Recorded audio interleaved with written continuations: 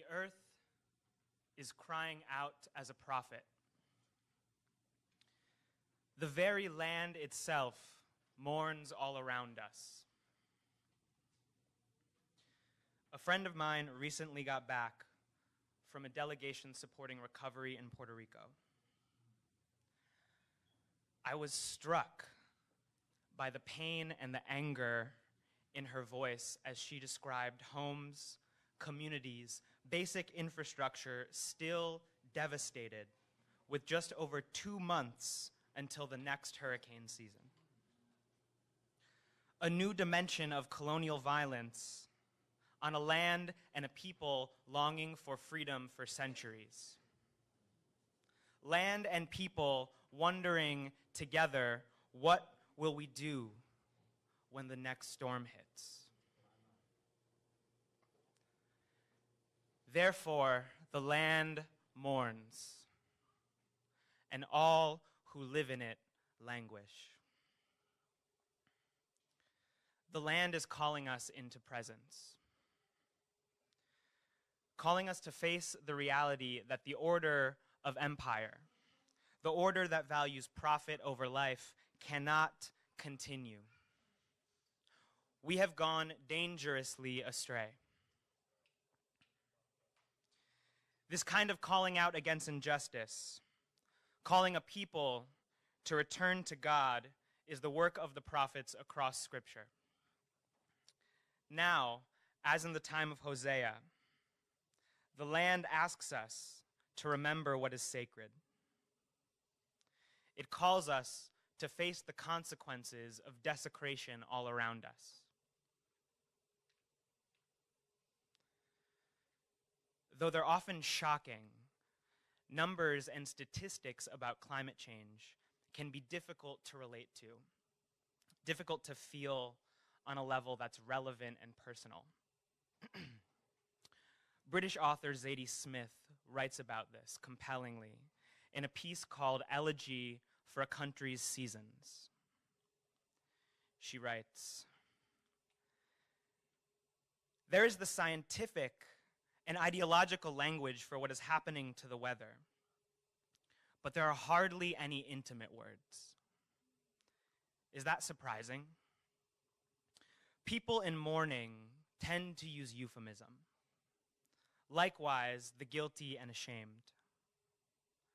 The most melancholy of all the euphemisms is the new normal. It's the new normal, I think, as a beloved pear tree, half drowned, loses its grip on the earth and falls over. The train line to Cornwall washes away, the new normal. We can't even say the word abnormal to each other out loud. It reminds us what came before. Better to forget what once was normal, the way season followed season. The weather has changed, is changing, and with it so many seemingly small things are being lost.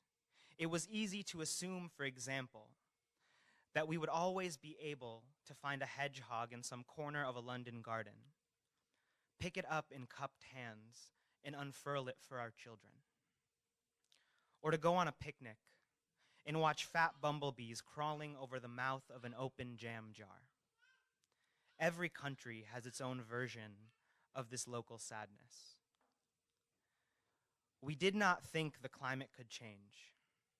That is, we always knew we could do a great deal of damage to the planet, but even the most hubristic among us had not imagined we would ever be able to fundamentally change its rhythm and its character.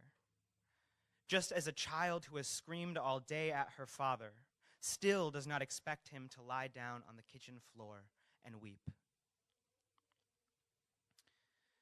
Zadie Smith wonders how she will explain all of this to her future granddaughter.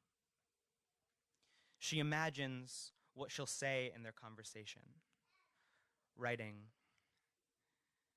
"In the end, the only thing that could create the necessary traction in our minds was the intimate loss of the things we loved. Like when the seasons changed in our beloved little island, or when the lights went out on the 15th floor, or the day I went into an Italian garden in early July with its owner, a woman in her 80s, and upon seeing the scorched yellow earth and withered roses and hearing what only the really old people will confess, in all my years I've never seen anything like it.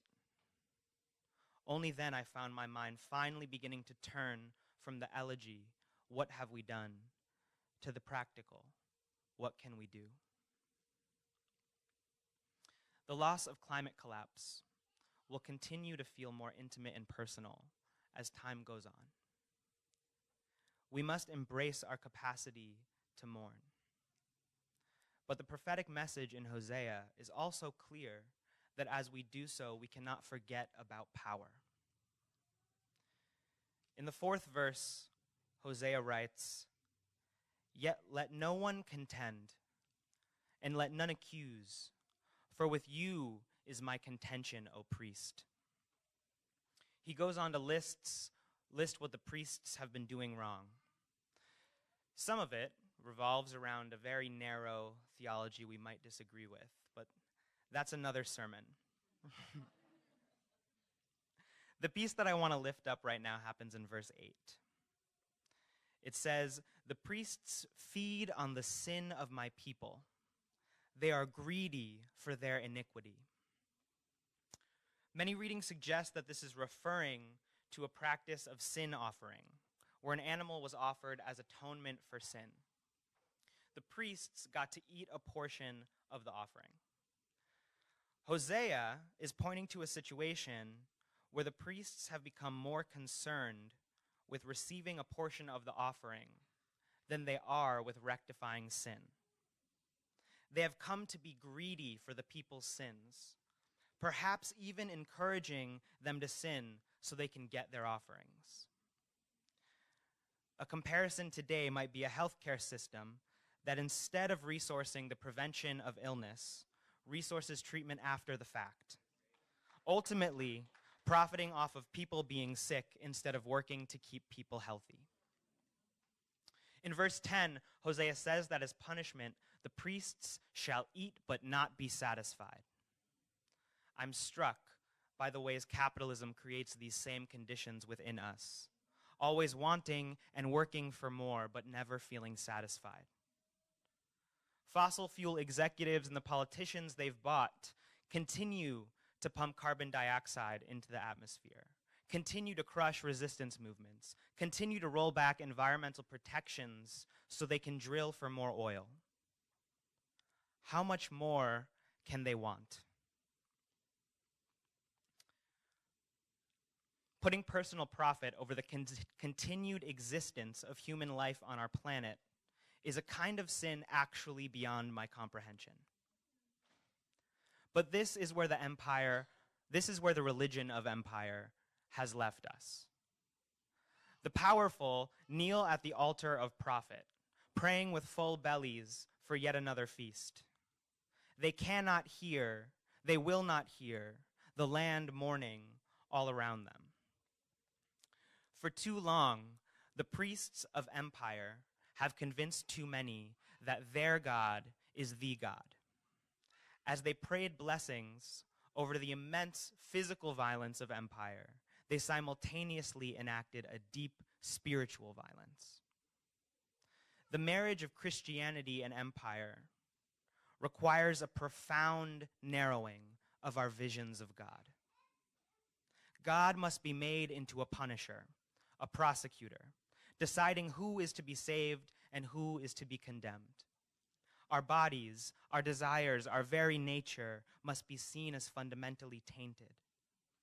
God must be made inaccessible, taken out of the world around us, dwelling only in sterile churches presided over by clergy willing to sanctify power. Our relationship with God becomes one of fear, of constantly having to prove ourselves worthy of being saved from hellfires. Empire wants us on our knees, praying for forgiveness, afraid and ashamed. To do this, the natural world, creation itself, must be stripped of its sacredness and made into an object to be exploited. If we can find God in the stillness of a pine grove, if we can find God in the eternal roar of an ocean, in the crumbling possibility of soil in our hands, if we truly believe that each of those reveals as much about God as any scripture, then we become the ones who mediate our relationship with our Creator. When we see God alive in all of creation, we remember that we too are part of creation and that God is alive in us. To once again widen our vision of God, to re-encounter her many faces in creation all around us, we're going to have to face our pain for the world. The land is mourning, and it is calling us to meet it in mourning. In Coming Back to Life, a book about the spiritual task of returning to life in the face of climate collapse, Joanna Macy writes, "Yet of all the dangers we face, from climate change to nuclear wars, none is so great as the deadening of our response." She describes the web of creation as a living whole, a brilliantly intricate, responsive, intelligent system. We have been made to forget our part in this whole. We've been made to believe that salvation is somehow an individual question, because it is much easier to control individuals than to control the entire collective. One of the most beautiful ideas that I've taken from creation spirituality is the idea that God is in each individual piece of creation, and each piece of creation is in God. So the whole point of it, the whole point of creation then, is for each piece of God to come to know and love the God in all the other pieces. In this vision, the driving force behind all of creation is God falling in love with God, a force that we embody in falling in love with the world around us. From that perspective, doesn't it make sense to be heartbroken? To feel pain for a world we are built to fall in love with. Joanna Macy argues that our pain for the world is a natural and healthy response to the dangers facing the collective body of creation.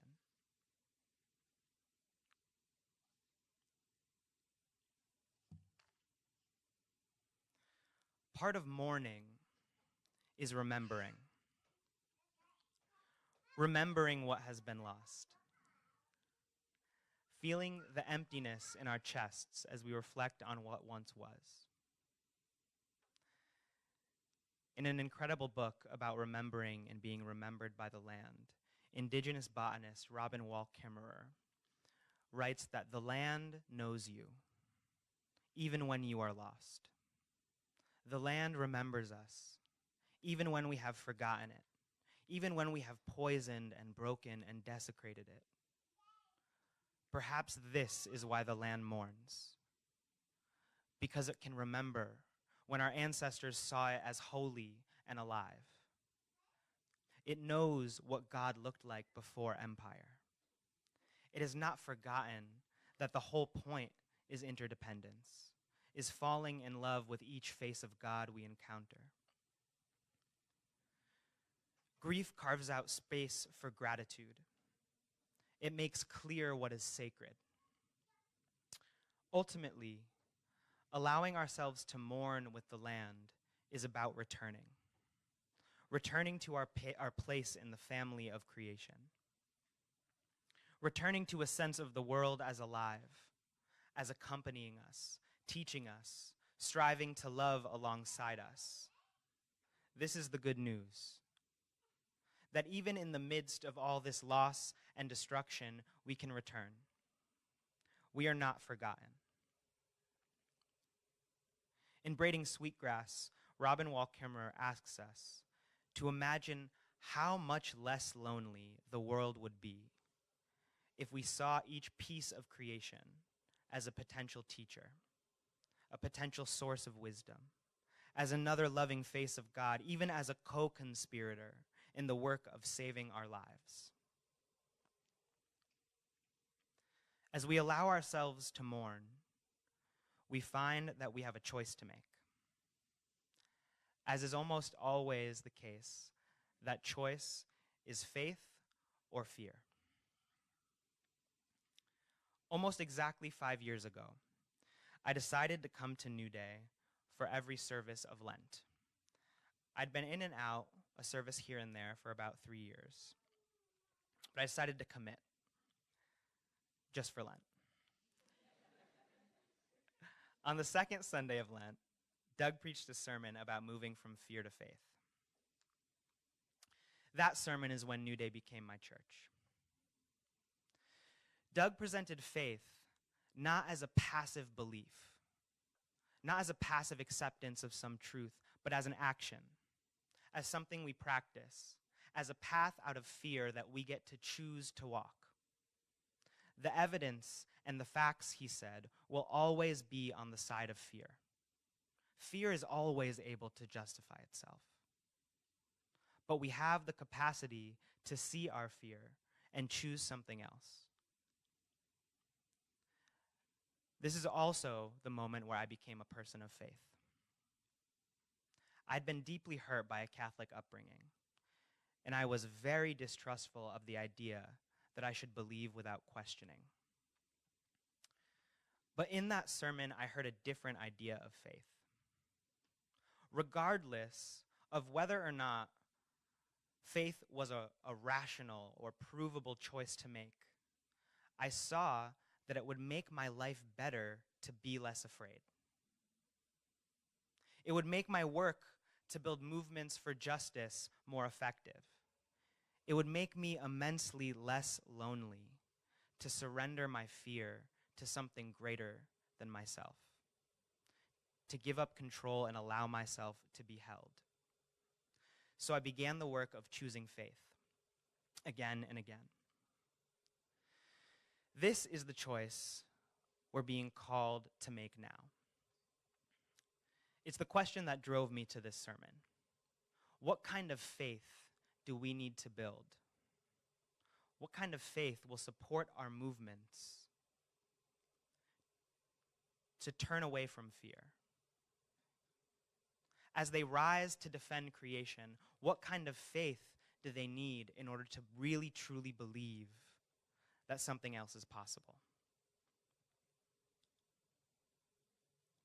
But then the next question, faith in what exactly? And if you'll give me permission to be a nerd for a second, I think that wolves can answer this question a little bit better than me. So, from 1995 to 1997, 41 wolves were reintroduced into Yellowstone National Park. There had been no wolves for 70 years, even though they originally had inhabited the park. And when they returned, they had an incredible effect on the entire ecology. So they started to hunt the deer, whose population had exploded. And the number of deer fell, and the deer also started to avoid the areas where they could be picked off easily. And so in response, the plants that the deer had been grazing on grew hugely, exponentially. The trees multiplied their height several times over. And so as the trees grew, the birds came back, and they built their nests in the trees. And the beavers came back, and they made dams out of those trees. And then the dams that the beavers had built created habitats for otters, for muskrats, for ducks, amphibians, fish, all kinds of marine life. And those populations increased. And then, as the wolves started to kill coyotes, the number of rabbits and mice rose, because they were no longer being hunted by coyotes. And so hawks, weasels, foxes, badgers all came to hunt the mice and rabbits. Eagles and ravens and bears came to feed on the carcasses left by the wolves, and the bears began to reinforce the effect that the wolves had by hunting more deer and hunting more coyotes. And so because of just 41 wolves, the entire ecosystem of over 34,000 square miles became more diverse and balanced and integrated and sustainable, became much closer to the way it was before any human intervention. But what's absurd is that's not even the most amazing part. So the roots of the vegetation, right, they wound their way through the soil because the deer weren't eating them, so they could grow bigger and deeper, right? And they ended up stabilizing the banks of the rivers and making it so that less soil eroded from wind and rain.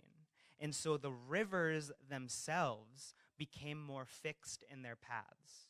They stopped meandering. More pools formed. And the channels narrowed. So the wolves, 41 wolves, shaped the course of the rivers of Yellowstone National Park. And we know that rivers shape the whole geography of the land. The Grand Canyon was carved by a river, right? They carve out space as they move across the earth, flowing ultimately into the ocean. And so every time I hear that story, I'm just filled with awe. It's just so incredible to me. And when I talk about God, that's what I'm talking about. This is what I'm talking about. I'm talking about a force beyond but among us. A force built into all of creation that moves toward interdependence, toward harmony, life moving toward life, a self-sustaining whole, a natural order so complex and intricate that we have barely begun to understand it. And we might not ever fully understand it. This is the order of God. In the choice of faith over fear, we're being called to choose faith that the order of God is bigger than the order of empire.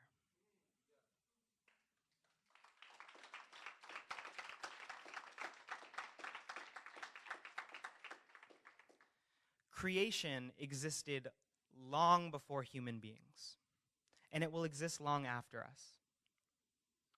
We know that one day empire will end. We know that one day the machines of war will lie cast aside, rusting, remembered only by plants that grow to overtake them. What we don't know is whether or not humans will be there to see that day. In Coming Back to Life, Joanna Macy writes, "We who are now in service to our planet cannot know whether or not we are deathbed attendants to life on earth or midwives to a new age. But both callings have similar characteristics: a sense of awe, complete attention to each moment, a thinning of the veil between life and death. Whichever side of the coin we are enacting, we are blessed to be of service. Either way, there is God's work to do. The way we rise to meet this task could be the defining work not just of our lives, but of our entire species. And our faith is a faith of resurrection, meaning a faith of rising in the face of death, even when it seems impossible, especially when it seems impossible, against all evidence. The question for me is actually less about whether humans will survive, and more about who we will become as we face this crisis. To be honest, in terms of the work ahead, I don't see much difference between the fight to live with dignity and the fight to die with dignity. Though it feels in many ways like this level of uncertainty is unprecedented, and it is in some ways. The truth is that those who came before us have chosen life in the face of annihilation again and again and again. We are here today because our ancestors, many times against all evidence, chose to believe that something else was possible. The land that rises in mourning is asking us to remember our role as future ancestors. It is asking us to think about what we will pass on to our granddaughters and their granddaughters. The land is offering us an opportunity to come home to our place in creation, to come home to God, to remember where and how we belong.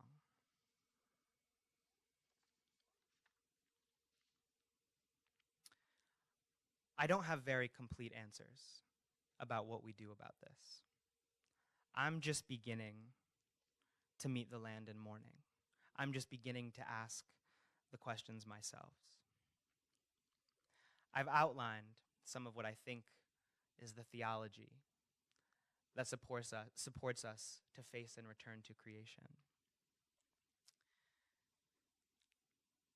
And I know that every step we've already taken, and every step we will take to find more hope in the midst of fear, to stay connected to each other in the face of isolation, to feel and heal our deepest wounds, to mourn, to love, to praise, all of the work that we've already done, to build our capacity to choose faith over fear. That work is preparation.